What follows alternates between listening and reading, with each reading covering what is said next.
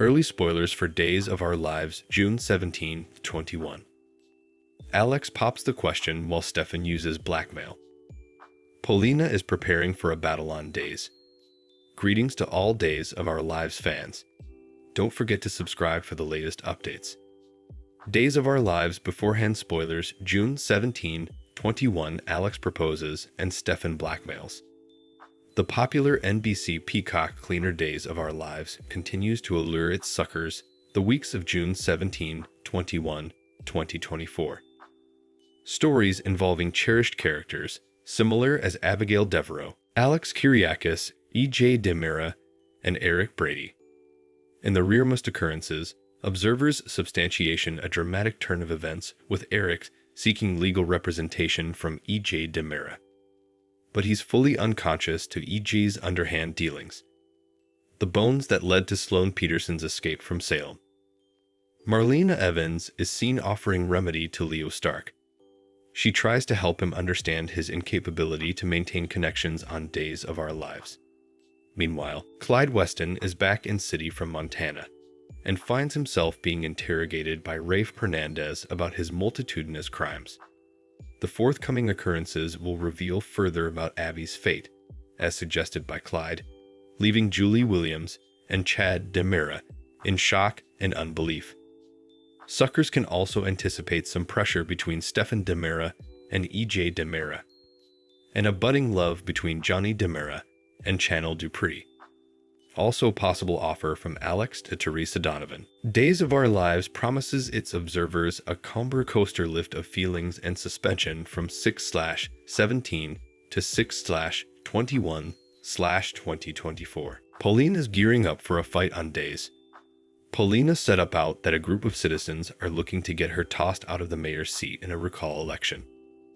Paulina learned that there's a mayoral recall solicitation to have her removed on the June 12 occasion of Days of Our Lives.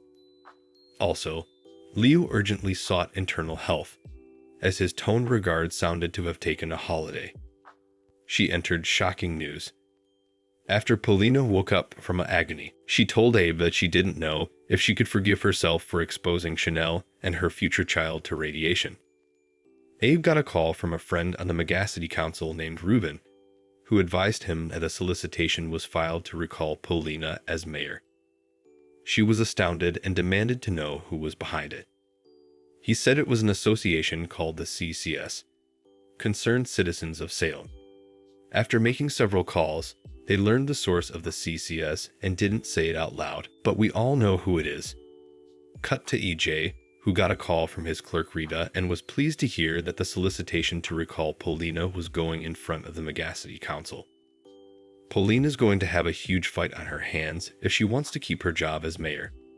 It doesn't help that the Spectator has been publishing reports about her radioactive adventures and that it may have affected Chanel's baby. EJ is well known for his ruthlessness and will stop at nothing to not only have her removed, but get himself installed in her place.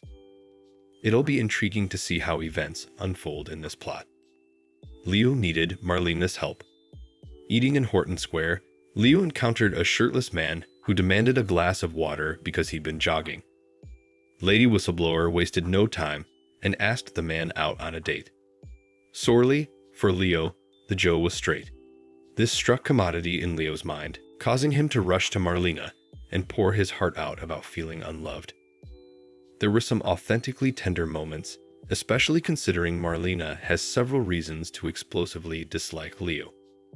But always carrying herself with poise and politeness, she congratulated him and admitted that she set up him to be ridiculous at times. He's made some major strides as a character and had genuine gashes in his eyes as he bared the story of how Dimitri ditched him and how he felt tortured and miserable 75 of the time.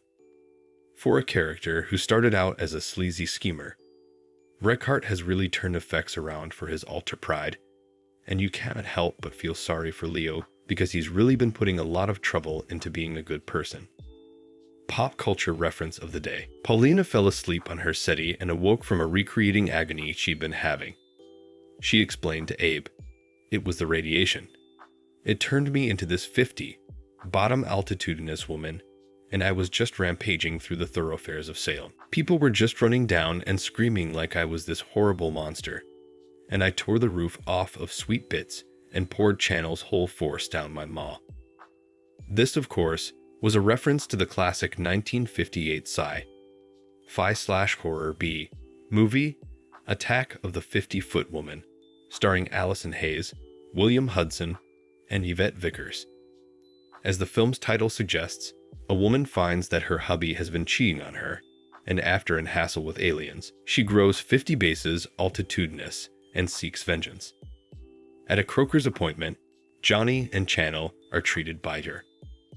Mark Green, played by freshman Jonna Robinson. Upon learning the Croker's name, Johnny asked, "Your name is Mark Green?" "It is," he replied. Johnny continued, "You mean like the Joe from Eeyore? Goose from Top Gun?" Mark fooled. "Didn't suppose you were old enough to know that show." Anthony Edwards played Mark Green on Eeyore, the series that launched George Clooney's career for an aggregate of 180 occurrences between 1994 and 2008. And everyone knows that Top Gun, starring Tom Voyage and Val Kilmer, was a blockbuster hit in 1986, with Edwards playing the ill-fated fighter airman, Goose. Thanks for watching these videos. Please hit the subscribe button for more updated news.